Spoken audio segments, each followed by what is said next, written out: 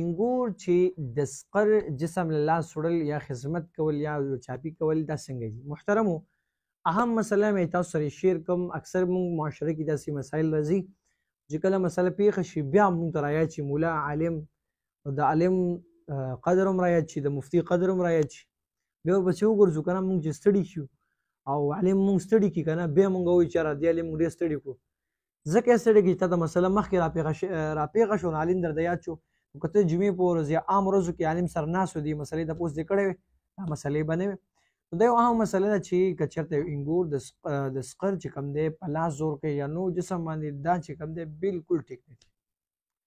ځکه شریعت وایي هغه سړی به هغه جنۍ سره لاس نه میلاوي کوم سره چې نکاح کړي اگر که دې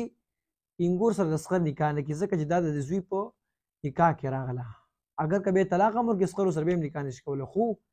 دا به ورسره کیني هم نه یوازې ځکه شیطان په انسان حدیث کې راځي شیطان د انسان په رګ کې داسې ګرځي لکه وینه چې ګرځي ځکه بیا دې کې فساد جوړېږي لوی کیسې به جوړې شي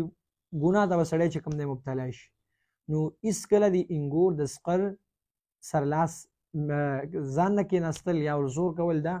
ټیک نه دي د انتهایي اهم او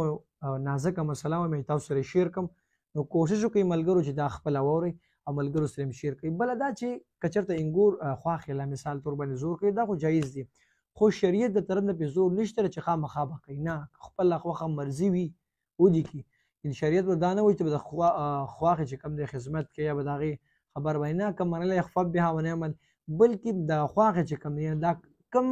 مور چې دی لکه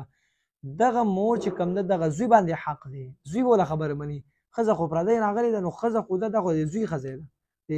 خواښې غوسه کېږي نه البته د انګورو کېږي خبرې منلو څه دغه نشته دی صحیح دی چې دا لازم نه چې د خواښې خبرې خامخا ومني خو بهتر دغه زموږ پښتانه چې ومني نو خلک څه وایي درانه پې ښکاري دا یو اهم مسله تاسو سره مې شیر کړه الله رب العزت زموږ ستاسو هر عمل د رسول الله صلی الله علیه وسلم په نقش قدم برابر کړي واخر دعوانا الحمد لله رب العالمین